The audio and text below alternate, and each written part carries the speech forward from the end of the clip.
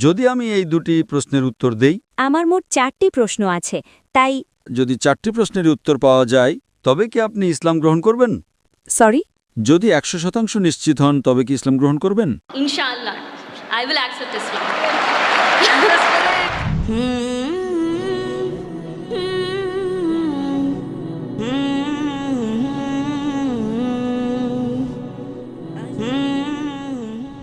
শুভ সন্ধ্যা সবাইকে।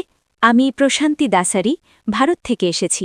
আমি আসলে জন্মগতভাবে একজন খ্রিস্টান এবং আমি স্থানান্তরিত হয়েছি দুবাইতে 2011 সালের অগস্টে। এখানে আমি ইসলাম সম্পর্কে জানতে পেরেছি এবং আমার ভাইও এখানে দুবাইতে থাকে এবং সে আমাদের সবসময় বলতে থাকে আল্লাহ সম্পর্কে। আমি সত্যিই অনেক প্রভাবিত। সে আমার সাথে যে জ্ঞান শেয়ার করেছে তাতে আমি সত্যিই অনেক প্রভাবিত। তাই আমি পুরোপুরি নিশ্চিত হয়েছি যে ইসলাম একটি সোজাসাপটা ধর্ম এবং আল্লাহই শুরু, তিনিই শেষ, তিনিই আদি এবং তিনিই অন্ত।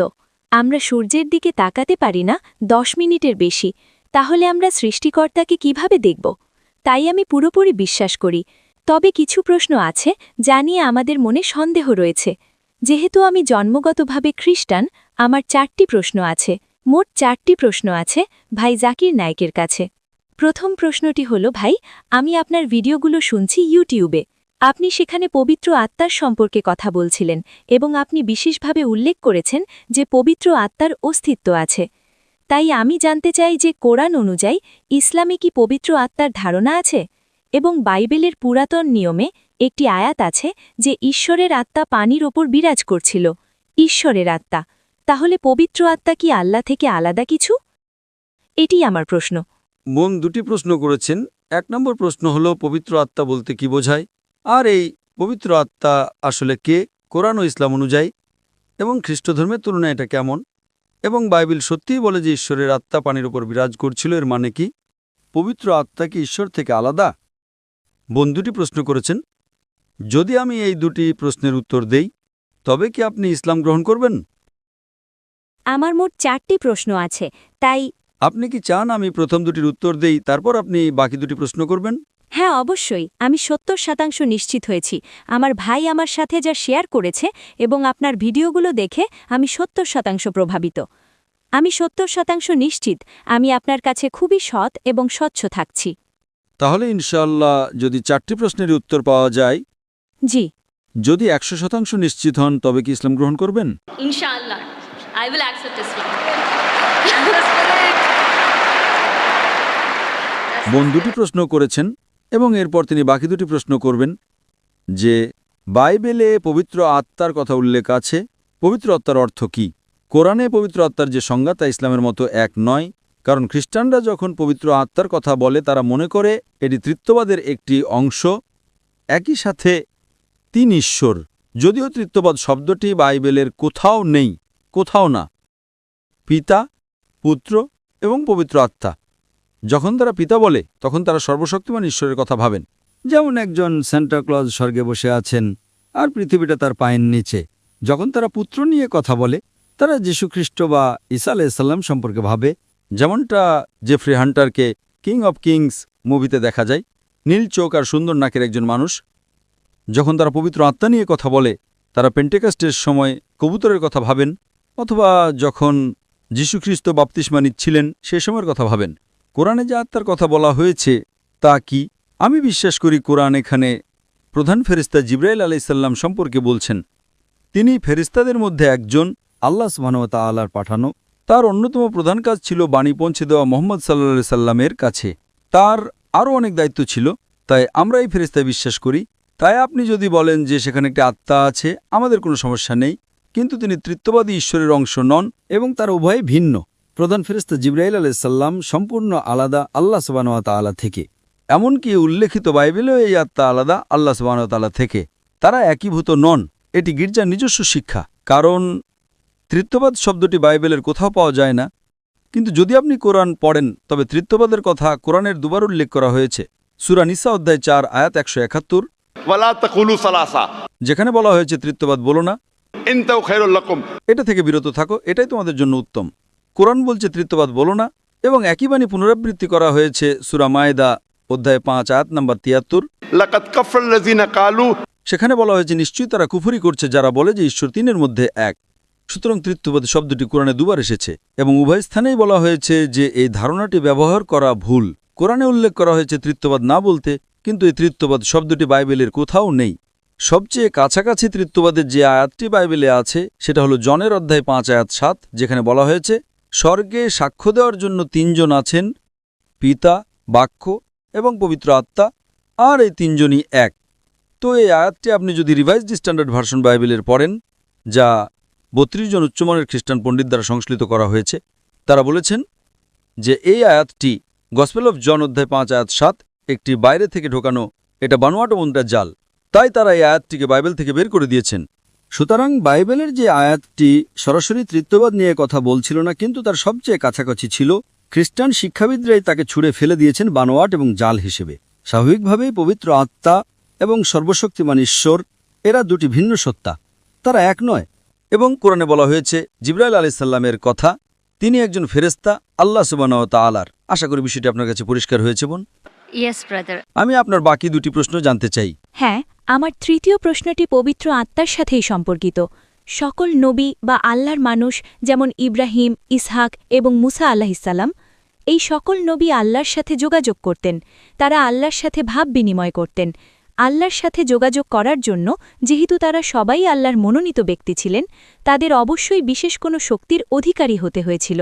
এটি হয়তো আল্লাহর অনুগ্রহ ছিল, তাই এটি একটি শক্তি, সেখানে বিশেষ কোনো শক্তি কাজ করেছে যাতে তারা আল্লাহর সাথে যোগাযোগ করতে পারেন। তো সেই শক্তিটা আসলে কি?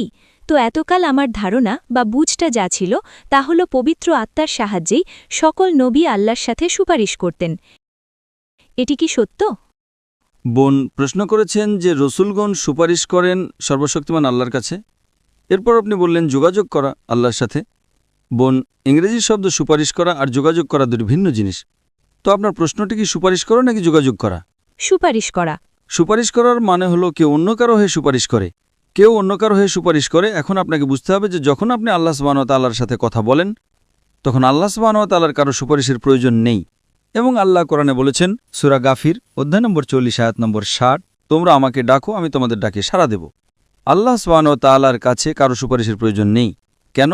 কারণ মানুষ উদাহরণ দেয় যে যখন আপনি বিচারকের কাছে যান, আদালতে আপনার মামলা পেশ করেন, তখন আপনি উকিল নিয়োগ করেন। একইভাবে আল্লাহর রসুলগণ হলেন আমাদের উকিল। তার ক্ষেত্রে এটা যৌক্তিক হতে পারে, একজন বিচারক যিনি মানুষ, কারণ বিচারক জানে না যে কে প্রকৃত অপরাধী, কে চোর, কে নির্দোষ। তাই উকিল বিচারককে এটা বুঝতে সাহায্য করেন যে কে অপরাধী, কে চোর আর কে নির্দোষ। কিন্তু আল্লাহ সুবহানাহু ওয়া তাআলা হলেন আলিমুল গায়েব। তা প্রমাণ করার জন্য তার কারো প্রয়োজন নেই যে কে ভালো আর কে মন্দ। তাই সুপারিশ করাটা ভুল। হ্যাঁ, কেউ দোয়া করতে পারে, একজন রসুল অন্য মানুষের জন্য দোয়া করতে পারেন।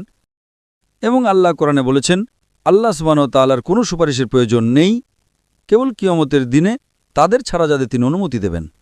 তাহলে শেষ বিচারের দিনে আল্লাহ সুবহানাহু ওয়া তাআলা বলছেন যে তিনি সুপারিশ করার অনুমতি দেবেন নির্দিষ্ট কিছু মানুষের জন্য। এবং এ বিষয়ে হাদিসে আছে যে এই বিশেষ অনুগ্রহটি নবী মুহাম্মদ সাল্লাল্লাহু আলাইহি সাল্লামকে দেওয়া হবে। সুতরাং আমরা যা জানতে পারি তা হলো অন্যান্য সকল ধর্মগ্রন্থের ইতিহাস এবং কোরআন এবং হাদিস থেকে যে আল্লাহর রসুলগণ সরাসরি যোগাযোগ করতেন আল্লাহ সুবহানাহু ওয়া তাআলার সাথে। তারা অন্যদের দোয়া করতেন। কিন্তু যদি আমরা নবীকে সুপারিশকারী হিসেবে ব্যবহার করি, অর্থাৎ যদি আমি প্রার্থনা করি আর মনে করি এই নবীর মাধ্যমে আল্লাহর কাছে যেতে হবে, নবীর আদেশ অনুসরণ করা ভালো, কিন্তু যদি আমি আল্লাহ সুবহানাহু ওয়া তাআলা ছাড়া অন্য কারো কাছে প্রার্থনা করি, যেটা অনেক মানুষই করে থাকে, তারা মানুষের কাছে প্রার্থনা করে এই ভেবে যে তারা সর্বশক্তিমান ঈশ্বরের খুব কাছের মানুষ। তাই যদি আমরা তার মাধ্যমে প্রার্থনা করি তবে ঈশ্বর কবুল করবেন আমাদের প্রার্থনা দ্রুত এবং ভালোভাবে। এটা ভুল ধারণা। আমাদের সরাসরি আল্লাহ সুবহানাহু ওয়া তাআলার কাছে প্রার্থনা করতে হবে। আল্লাহর এই নবীরা হলেন আল্লাহ রসুল। হ্যাঁ, তাদের বিশেষ ক্ষমতা আছে, তারা কথা বলতে পারেন আল্লাহ সুবহানাহু ওয়া তাআলার সাথে। এবং আল্লাহ সুবহানাহু ওয়া তাআলা মানুষের মধ্যে থেকে নির্দিষ্ট কিছু মানুষকে বেছে নেন তার বাণী অন্যদের কাছে পৌঁছে দেওয়ার জন্য। এই মনোনীত ব্যক্তিদের সর্বশক্তিমান ঈশ্বরের যাদের আমরা নবী বলি বা আল্লাহ রসুল বলি। সুতরাং আল্লাহ সুবহানাহু ওয়া তাআলা বাছাই করে নির্দিষ্ট কিছু মানুষকে পৃথিবীতে তার বাণী অন্যদের কাছে পৌঁছে দেওয়ার জন্য, তাদেরকে আল্লাহ রসুল বলা হয়। সুতরাং একটি যোগাযোগ থাকে রসুল এবং আল্লাহ সুবহানাহু ওয়া তাআলার মধ্যে। কিন্তু তার মানে এই নয় যে মানুষ এই রসুলদের সুপারিশকারী হিসেবে ব্যবহার করবে, যে যদি তারা এই রসুলদের কাছে প্রার্থনা করে তবে সর্বশক্তিমান ঈশ্বর আমাদের কথা শুনবেন। এটা গির্জার শিক্ষা, যা আপনি যীশুখ্রিস্ট বিশ্বাস করবেন আর আপনার সব পাপ ক্ষমা হয়ে যাবে। এই ধারণা ইসলামে নেই, এমনকি প্রকৃত খ্রিস্টান ধর্মেও নেই। এটা গির্জার নিজস্ব শিক্ষা বোন। আশা করি বিষয়টা আপনার কাছে পরিষ্কার হয়েছে। হ্যাঁ, আমার শেষ প্রশ্নটি হল, বাইবেলের নতুন নিয়মে একটি বই, বুক অফ অ্যাক্টস, সেখানে পল ভাষার অলৌকিক ক্ষমতার সম্পর্কে উল্লেখ করেছেন। নতুন নিয়মে এই অলৌকিক ভাষার সম্পর্কে আপনার বক্তব্য কি? মানে ইসলাম অনুযায়ী কি এটি পুরোপুরি বর্জন করা হয়েছে? এটি কি এখন নেই, নাকি সেই সময় জিহ্বার উপহার অলৌকিক ভাষার অস্তিত্ব ছিল? বোন প্রশ্ন করেছেন যে পল জিহ্বা সম্পর্কে বলেছেন। যদি আমাকে রেফারেন্স দিতে পারেন আমি ভালোভাবে উত্তর দিতে পারব। তবে সাধারণভাবে বাইবেলে জিহ্বা সম্পর্কে অনেক বক্তব্য রয়েছে এবং আরও বলা হয়েছে। আপনি যদি গসপেল মার্ক পড়েন, সেখানে বলা হয়েছে যে কেউই একজন বিশ্বাসী সে বিদেশি ভাষা বুঝতে সক্ষম হবে এবং বিদেশি ভাষায় কথা বলতে সক্ষম হবে। তার মানে আপনি যদি ঈশ্বরে বিশ্বাসী হন তবে আপনি বিদেশি ভাষা বুঝতে এবং কথা বলতে পারবেন। যখন আমার বিতর্ক হচ্ছিল ডক্টর উইলিয়াম ক্যাম্পবেলের সাথে, তখন আমি ঠিক এটাই করেছিলাম। আমি তাকে একটি 100 টাকার নোট দিয়েছিলাম এবং ভারতের 100 টাকার নোটে আপনারা হয়তো জানেন যে যেহেতু আমাদের সেখানে 22টি সরকারি ভাষা রয়েছে, আমি ইংরেজিতে পড়লাম 100 রুপিজ, হিন্দিতে বলা আছে 100 রুপিয়া। আমি তাকে বললাম বাকি 20টি ভাষা পড়ে দেখান যদি আপনি বিশ্বাসী হন, এবং তিনি তা পারেননি। অনেক রেফারেন্স আছে কোরআনে ভাষা নিয়ে। আপনি যদি কোরআন পড়েন তবে কোরআন সূরা রুম অধ্যায় 30 আয়াত নম্বর 22 বলছে, আল্লাহ সুবহানাহু ওয়া তাআলা মানুষকে সৃষ্টি করেছেন বিভিন্ন বর্ণ এবং ভাষায়, যাতে তোমরা একে অপরকে চিনতে পারো, যাতে জ্ঞানবান মানুষেরা বিষয়টি বুঝতে পারে। তাছাড়াও কোরআন বলছে যে শেষ বিচারের দিনে আপনার জিহ্বা, আপনার অঙ্গ প্রত্যঙ্গ, আপনার হাত, এগুলো আপনার হয়ে সাক্ষ্য দেবে আপনি কি ঠিক করেছেন আর কি ভুল করেছেন তা নিয়ে। নবী সাল্লাল্লাহু আলাইহি সাল্লামের বিভিন্ন হাদিসে কথা বলা সম্পর্কে আলোচনা করা হয়েছে। সুতরাং কোরআনে জিহ্বা সম্পর্কে অনেক রেফারেন্স আছে, বাইবেলেও অনেক রেফারেন্স রয়েছে জিহ্বা সম্পর্কে এবং কিভাবে একজন বিশ্বাসীকে পরীক্ষা করতে হয়। আশা করি বিষয়টি আপনার কাছে পরিষ্কার হয়েছে বোন। ধন্যবাদ। এবং আমার শেষ প্রশ্নটি হল, আমার একজন মুসলিম বন্ধু আছে এবং সে আমাকে পরামর্শ দিয়েছে বাইবেলের পুরাতন নিয়ম পড়ার। সে বিশেষভাবে পুরাতন নিয়মটা আগে অনুসরণ করতে বলেছে এবং তারপর বলেছে কুরআন পড়তে। কিন্তু আপনি যেমন বিশেষভাবে উল্লেখ করেছেন যে কুরআন হলো আল্লাহর দেওয়া সর্বশেষ ও চূড়ান্ত প্রত্যাদেশ, তাই একজন মুসলিম হিসেবে আপনি আমাকে কি পরামর্শ দেবেন? কারণ আমার বন্ধু মুসলিম হওয়ার সত্ত্বেও সে বলেছে আগে বাইবেলের পুরাতন নিয়ম অনুসরণ করতে এবং পরে কুরআন পড়তে। বোন প্রশ্ন করেছেন যে তার এক বন্ধু তাকে বলেছেন আগে পুরাতন নিয়ম পড়তে এবং তারপর কোরআন। বোন, এটি কোনো বাধ্যতামূলক বিষয় না। যদি পুরাতন নিয়ম এবং নতুন নিয়মের মতো কিছু থাকে তবে সর্বশেষ নিয়ম হিসেবে কোরআনও আছে। সুতরাং খ্রিস্টানরা যখন পুরাতন ও নতুন নিয়মের কথা বলে, জেনে রাখুন এটি হলো আল্লাহ সুবহানাহু ওয়া তাআলার সর্বশেষ ও চূড়ান্ত নিয়ম। এখন আমি আপনাকে একটা প্রশ্ন করছি। অবশ্যই। উদাহরণস্বরূপ, আপনি মেডিকেল কলেজে গিয়েছেন। আমি নিজে তো মেডিকেল কলেজে ছিলাম। প্রফেসর কিথ মুর কিছু বই লিখেছেন এবং তার বইয়ের প্রথম সংস্করণ, দ্বিতীয় সংস্করণ, তৃতীয় সংস্করণ ছিল। তো আপনি কি প্রথম সংস্করণটি পড়বেন নাকি সর্বশেষ সংস্করণটি পড়বেন? আমি সর্বশেষ সংস্করণটি পড়ব। লেটেস্ট, ঠিক। হ্যাঁ, যদি আপনি সত্যিই প্রথম সংস্করণটিকে অনেক ভালোবাসেন তবে আমি বলবো এতে কোনো সমস্যা নেই। আগে প্রথম সংস্করণটি পড়ুন এবং তারপর শেষ সংস্করণটি পড়ুন। তো আপনি যদি আসক্ত হয়ে থাকেন পুরাতন নিয়মের এবং সেটা যদি আপনার হৃদয়ের খুব কাছাকাছি হয়, তবে কুরআন বলছে সূরা আল ইমরান অধ্যায় 3 আয়াত 64, তাআলাউ ইলা কালিমাতিন সাওয়াইন বাইনাকুম। সেগুলোতে একমত হও আমাদের এবং তোমাদের মধ্যে যে বিষয়গুলো মিল আছে। তখন আমি বলবো যে আপনি যদি পুরাতন নিয়মের প্রতি এতটা আসক্ত থাকেন তবে কোনো সমস্যা নেই। পুরাতন নিয়মটি পড়ুন এবং তারপর কোরআন পড়ুন। কমপক্ষে যে বিষয়গুলো মিল আছে সেগুলোতে একমত হন। আর যখন আমরা পুরাতন নিয়ম, নতুন নিয়ম এবং কোরআন পড়ি তখন আমরা জানতে পারি যে এই গ্রন্থগুলোর মধ্যে সাধারণ মিলগুলো হলো নিশ্চয়ই ঈশ্বর মাত্র একজন এবং তিনি একমাত্র উপাসনার যোগ্য। তার কোনো প্রতিমূর্তি নেই, তিনি কাউকে জন্ম দেননি। সেখানে আরও বলা হয়েছে যে যিশু আলাইহিস সালাম কোনো ঈশ্বর নন এবং এই উভয় ধর্মগ্রন্থই বলে যে সর্বশেষ ও চূড়ান্ত রাসূল হলেন নবী মুহাম্মদ সাল্লাল্লাহু আলাইহি ওয়াসাল্লাম। বোন, এখন কি আপনি ইসলাম গ্রহণ করতে প্রস্তুত? Of course, yes.